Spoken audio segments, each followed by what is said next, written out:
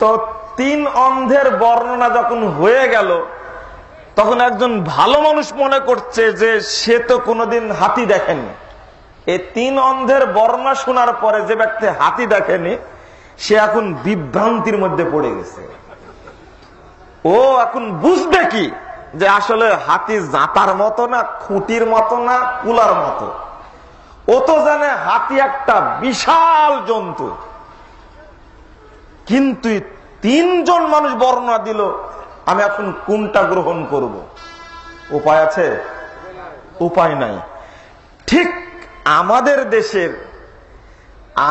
দেশের এই ইসলামী দলগুলোর অবস্থাটা এইরকম হয়েছে। ইসলামের এক একটা দল এক একটা পাঠ গ্রহণ করার কারণে মানুষ ইসলাম চিন্তা এখন বিভ্রান্তির মধ্যে পড়ছে। কারণ এক শ্রেণীর মানুষ মনে করছে যত জিহাদের আয়াত আছে সব এক জায়গায় করে ও ধারণা করেছে বোমা মেরে ইসলাম প্রতিষ্ঠা করা ছাড়া কোনো উপায় নেই। করেনি এক শ্রেণীর মানুষ? এই জন্য এই পথ বেছে নিয়ে ইসলাম শান্তিপূর্ণ একটা জীবন বিধানকে আজকে জঙ্গিবাদের নাম নিয়ে, চরমপন্থার নাম নিয়ে ইসলামকে কুলসিত করেছে।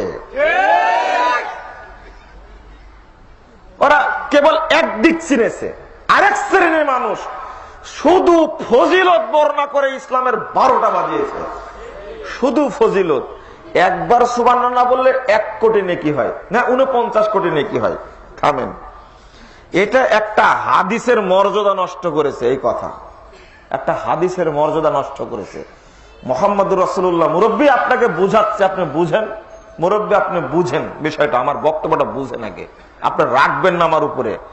মুহাম্মদুর রাসূলুল্লাহ সাল্লাল্লাহু আলাইহি ওয়াসাল্লাম বলেছেন, একবার সুবহানাল্লাহ বললে আসমান জমিনের ফাঁকা জায়গাগুলো সব নেকিতে পরিণত হয়ে যায়।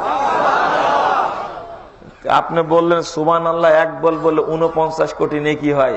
আচ্ছা, 49 কোটি নেকি দ্বারা কি এই জমিনের একটা ভাগও কি ভরবে? তাহলে সুবহানাল্লাহর মর্যাদা নষ্ট করতে করতে করতে করতে কত নিচে নামাইছেন আপনি বলেন?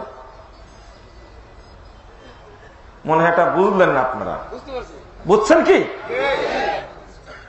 আল্লাহর রাসূল সুবহানাল্লাহর মর্যাদা দিলেন এতই বেশি, কেউ যদি সুবহানাল্লাহ মুখ দিয়া বের করে আল্লাহ খুশি হয়ে আসমান জমিনের ফাঁকা জায়গাগুলো ভর্তি করে দেন নেকিতে। 118 পৃষ্ঠা খুলুন সহিহ মুসলিম। আপনি বুঝলেন না কেন এটা? তো এক শ্রেণীর মানুষ শুধু ফজিলত বর্ণনা করতে করতে করতে যত ফাজাইলে নামাজ, ফাজাইলে সাদাকাত, ফাজাইলে যাকাত, ফাজাইলে সাহাবা, ফাজাইলে কি কোরআন, ফাজাইলে হজ, ফাজাইলে দরুদ, মানে ইসলামে ফজিলত ছাড়ার কিছুই নাই। আর এক শ্রেণীর মানুষ শুধু জিকির নিয়ে ব্যস্ত, শুধু জিকির। জিকির কিভাবে করলে আল্লাহকে পাওয়া যাবে? জিকির আবার 6 লতিফা বের করেছে। 6 লতিফা পৃষ্টি পিছে আলোচনা করতে গিয়ে আমি আব্দুর রাজ্জাক বিন ইউসুফ উস্তাদ জি, আমানুল্লাহ বিন ইসমাইল সাহেব আর একজন উপস্থাপক কি আছে ভালো করে মনে হচ্ছে না। এই পর্যায়ে আলোচনা আসাতে উস্তাদ যে হাসছেন আর বলছেন যে আসলে জিকিরটা একটু দেখা দিলে ভালো হয়। এটা তো দেখাতে পারেন আমানুল্লাহ সাহেব। আমিও বলি আপনার পাঠটা যারা দেখছেন তারা বুঝতে পারবেন ঘটনা কি ঘটছে ওই জায়গাতে। একেবারে আমি দেখেছি এই পাঠটা, এটা সবাই হাসবেন আপনারা। শুধু জিকিরটা নিয়ে ব্যস্ত, অন্য কিছু না। আর এক শ্রেণীর মানুষ পীরকে সেজদা করো আল্লাহকে পাওয়া যাবে, চলছে চলছে। আর একটা হলো কাবায় হজ করতে যাওয়ার দরকার নাই, পীরের 2 পায়ের মাঝে সেজদা করাই হলো কেবলাকে সেজদা করা। তারাই একটা গান তৈরি করেছে। গান হলো এই যে পানির তলে মোম জ্বালাইছে বাবাই দেখো না, আমার বাবার মুড়ি ধরে নামাজ লাগে না।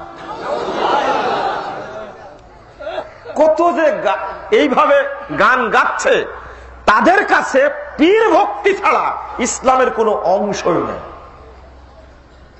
আর এক শ্রেণীর মানুষ আছে। আর এক শ্রেণীর মানুষ হলো যে আরে খানকা, মাজার, কবর, গাছতলা, বাঁশতলা, পুকুর, মাছ, পাথর, আসলে এইগুলোকে ভক্তি করাটাই হলো ইসলাম। এই হলো বর্তমান অবস্থা। ঠিক ওই তিন অন্ধের হাতি দেখা আর বাংলাদেশের ইসলামটা এখন এই পর্যায়ে আছে, এই পর্যায়ে আছে। তো ইসলামের ওয়াজ করবেন কি করে আপনি? একজন উচ্চ পর্যায়ের কর্মকর্তা জাজ, তিনি হলেন নাস্তিক। তো বই পড়ার পরে আরেকজন ম্যাজিস্ট্রেটের কাছে গেছেন, গিয়ে দেখছে কিছু বই, তার কাছে রিপোর্ট দিয়েছে বইগুলো হলো মানে জঙ্গিদের বই। উনি সিনিয়র মানুষ, গেছেন, কি বাবার তোমার কাছে নাকি জঙ্গিদের বই আছে? যে এখানে যা আছে বাড়িতে আরো বেশি আছে, তাই কেন তুমি জঙ্গিদের বই পড়ো? তো বলছে যে আসলে জঙ্গিদের বই যে রিপোর্টটা দিয়েছে স্যার আপনি পড়েননি তাই জানেন না, তো একটা বই দিলাম, আপনি বইটা নিয়ে বাসায় পড়বেন। এই ব্যক্তির ধারণা হলো বাংলাদেশে যে ইসলাম চালু আছে তার মাথার সাথে মিলে না। মাথার সাথে মিলে না বলতে এক একটা দলের এক একটা চরিত্র। তো উনি ইসলাম সম্পর্কে সন্দিহান হয়ে পড়েছেন। তো ওনারা হাতে ধরিয়ে দিয়েছেন ভ্রান্তির বেড়া দিলে একামতের দিন, এই বইটা, যেটা বইটা একটু পড়বেন আপনি। প্রথমে জঙ্গি বলেছে, তো বইটা শুরু থেকে পড়তে পড়তে পড়তে এবারে এসে বলছেন যে বাংলাদেশে যে ইসলাম চালু আছে এটা যে ইসলাম নয়, এটা আমি আগে থেকে বুঝতাম, বইটা পড়ার পরে আমি এখন মুসলমান। একজন নাস্তিক। কারণ হলো জজ সাহেব আর একটা কথা বলেছেন যে আরে লেখা আছে উপমহাদেশের ইতিহাস আর নাম দেশে ইসলামের ইতিহাস। আপনারা বুঝেননি কথাটা, জ্ঞানী মানুষটির সঙ্গে বুঝবেন। লেখা আছে কি উপমহাদেশের ইতিহাস আর বইয়ের নাম কি ইসলামের ইতিহাস। উপমহাদেশে যে ইসলাম চালু আছে এটা কি প্রকৃত ইসলামের রূপ? না। তাহলে ওটা ইসলামের ইতিহাস হলো কি করে? ওখানে লেখা আছে ইসলামের ইতিহাসে যে শাহজালাল সাহেব তিনি সাগর পার হওয়ার সময় যখন নৌকা টকা দেখলেন না, তখন জায়নামাজটা পেড়ে দিলেন, জায়নামাজের উপরে সফর কিনে তিনি সিলেটে চলে আসলেন। এটা লেখা আছে। ওই ইসলামের মধ্যে লেখা আছে বায়েজিদ বোস্তামি আজীবন কোন দিন বাংলাদেশে আসেনি, কোন দিনই না। বাংলাদেশে কবর আছে না একটা, চিটাগাং আছে না, কোথেকে হলো কবর এটা? অথচ তার কবর শুধু ইরাকের বুকে 36 জায়গায় কবর আছে তার। মরছে কয় জায়গায় এলো? এরপরে তার যে আকিদা ছিল, এই আকিদা জানতে পারলে আপনি তো মানে এতদিন তো রহমতুল্লাহ আলাই বলতেন, এরপরে যে কি বলবেন আল্লাহ পাক ভালো জানেন। তাহলে এত এক শ্রেণীর মানুষ ইসলাম এইভাবে বুঝছে। এই বাংলাদেশে শিয়াল পীরেরও মাজার আছে, আছে। তাহলে আজকে ইসলামটা ভাগাভাগি করে এটা আমার ব্যাখ্যা, আমার একটা আলোচনা। কিন্তু আল্লাহ বলছেন সূরা আনাম 159 নম্বর আয়াতটা খুলুন, ইন্নাল্লাযীনা ফাররাকু দীনাহুম, নিশ্চয় যারা টুকরো টুকরো করেছে তাদের দিনকে, ওয়াকানু শিয়া, এবং দলে দলে বিভক্ত হয়েছে,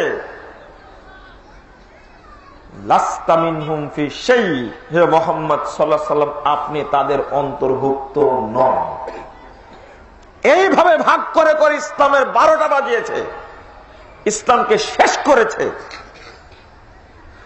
এরপরেও ইসলামের পাশাপাশি অসংখ্য ধর্ম দর্শনের জন্ম হয়েছে। আপনি প্রাধান্য দিবেন কোনটাকে?